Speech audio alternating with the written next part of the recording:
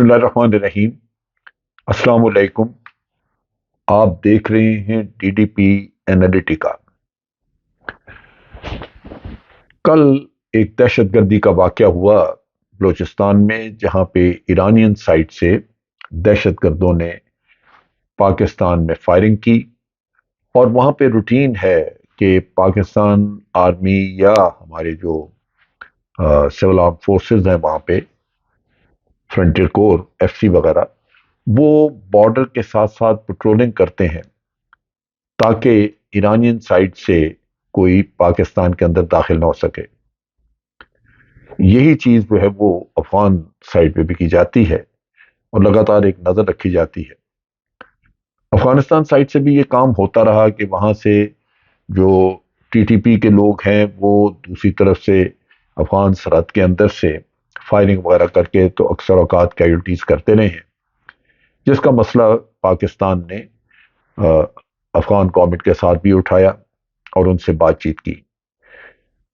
کچھ اس میں کمی واقع ہوئی، لیکن ٹیررزم اسی طرح ہماری سرحدوں کے ساتھ چل رہا ہے۔ ایران کے معاملے میں یہ کوئی پہلا واقعہ نہیں ہے۔ گوادر سائٹ پہ بہت بڑے بڑے حملے ہو چکے ہیں، اور وہ ان کے سب کے جو بیس جہاں سے وہ آپریٹ کرتے ہیں وہ ایرانین سرحد کے اندر تھے، اور اب بھی جو کچھ ہوا یہ ایرانین سرحد کے اندر سے ہوا، جس میں کہ پاکستان آرمی کے 5 جوان جام شہادت نوش کر گئے۔ ایرانین حکومت کے ساتھ بارہا یہ بات چیت کی گئی ہے، ان کو اس معاملے میں بتایا گیا ہے کہ بارڈر مینجمنٹ اپنی بہتر کریں، کیونکہ وہاں سے دہشت گردی، پاکستان کے خلاف دہشت گردی ہوتی ہے، لیکن ایرانی حکومت اس کے اوپر مکمل طور پہ قابو نہیں پا سکی۔ اس کی کیا وجہ ہے؟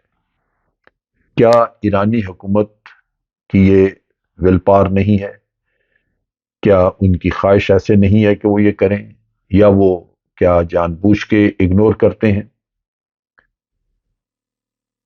حقیقت یہ ہے کہ وہاں پہ چابہار میں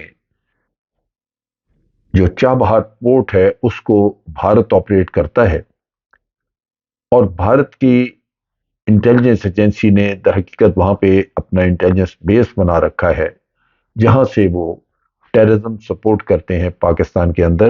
آپ کو یاد ہوگا کہ کلبھوشن بھی وہیں سے آپریٹ کرتا تھا، اور اس کو بڑی مشکل سے ڈیورن کر کے بلوچستان میں اس کو بلوا کے وہاں سے اریسٹ اس کو کیا گیا، لیکن مسئلہ وہی تھا کہ وہ ایرانین سائٹ سے آپریٹ کرتا تھا۔ اس طرح کے واقعات چونکہ اکثر اوقات ہوتے رہتے ہیں، پاکستان اس میں خاصا کنسرنڈ ہے اور چاہتا ہے کہ اس کا جلدی سے جلدی کوئی حل ہو، لیکن باوجود اس کے کہ کلبھوشن کا ایک جیتا جاگتا ثبوت ہمارے پاس موجود ہے، اس کے باوجود ایران اس معاملے میں پوری طرح تعاون نہیں کر سکا۔ پاکستان اس معاملے میں پھر دوبارہ ایران سے یہی مسئلہ اٹھانے کے لیے تیار ہے، لیکن یوں لگتا ہے کہ یہ مسئلہ اٹھانے کا قصہ جو ہے وہ غالباً کارگر ثابت نہیں ہو رہا۔ ایران نے خود بھی اس معاملے میں بڑا نقصان اٹھایا، کیونکہ جو چابہار کا بیس ہے وہ اسرائیل کے لیے بھی کام کرتا ہے، اور اس طرح جو ایران کے اندر دہشت گردی ہوتی رہی، جہاں اسرائیلی ایرانی سائنسدانوں کو مارتے رہے، ان کی نیوکلیئر انسٹالیشن وغیرہ کو تباہ کرنے کا کام کرتے رہے، اس میں بھی چابہار بیس جو ہے اس کا کافی رول تھا۔ اور یہ مسئلہ ہے یہاں پہ کہ جہاں بھی بھارت کے لوگ پہنچتے ہیں وہ اسرائیل کے لیے جاسوسی کا کام کرتے ہیں، اور اپنے مفادات پاکستان کے خلاف خصوصی طور پہ وہ ان کو پاکستان کو نقصان پہنچانے کا کام کرتے ہیں، جس سے کہ ہوسٹ ملک جو ہے اس کے لیے مشکلات پیدا ہوتی ہیں۔ لیکن بصورت یہ ایران کی ذمہ داری ہے کہ وہ اس پہ قابو پائیں۔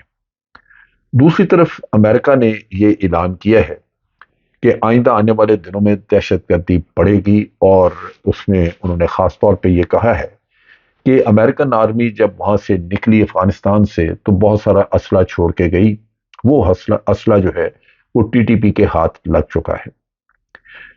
یہاں پہ یہ کہنا کہ وہ اسلحہ ٹی ٹی پی کے صرف ٹی ٹی پی کے ہاتھ لگا ہے، وہ بات ماننے کی نہیں ہے۔ ہوا یوں ہے کہ جو ان کی فوج تھی افغانستان کی، جس کو کہ امریکہ نے اور بھارت نے تیار کیا تھا، وہ کولیپس کر گئی تھی، اور وہ مقابلہ نہیں کر سکی تھی طالبان کا، بلکہ مقابلے کی کوشش ہی نہیں کی انہوں نے، اور بہترین اسلحہ ہونے کے باوجود انہوں نے کوئی کسی بھی جگہ پہ طالبان کے حملوں کو کوئی روکنے کی کوشش نہیں کی۔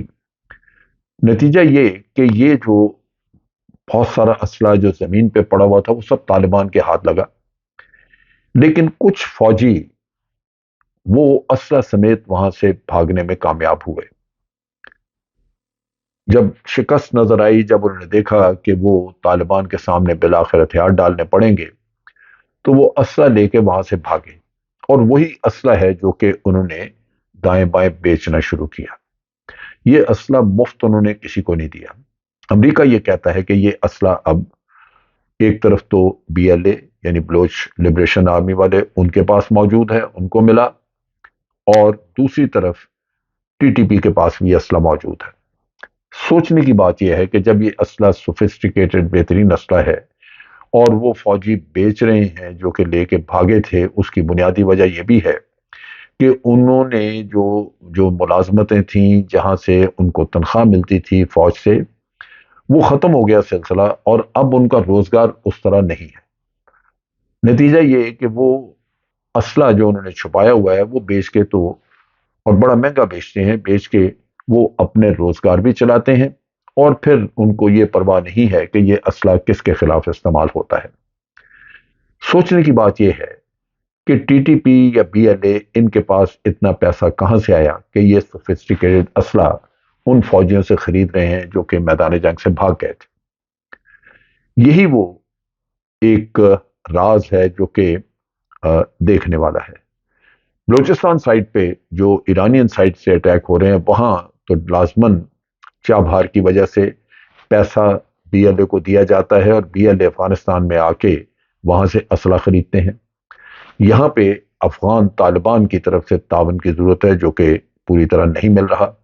دوسری طرف ٹی ٹی پی کو بھی وہاں سے پیسہ سینٹرل ایشین سٹیٹس کے ذریعے آتا ہے، جہاں پہ امر اللہ صالح، حمد اللہ محب وغیرہ یہ لوگ چلے گئے تھے، بھاگ گئے تھے وہاں سے، اور انہوں نے تاجکستان اور ازبکستان میں جا کے پناہ لی تھی۔ ازبکستان میں انڈین کونسلیٹ ایکٹیو ہے، اور وہاں سے پیسہ ادھر منتقل کیا جاتا ہے، جو کہ ہاتھ میں اگر آپ کے پیسہ آ جائے، اور اگر آپ 5 روپے کی چیز 10 روپے میں خریدنے کے لیے تیار ہوں، تو آپ کو بیچنے والے بے شمار مل جائیں گے۔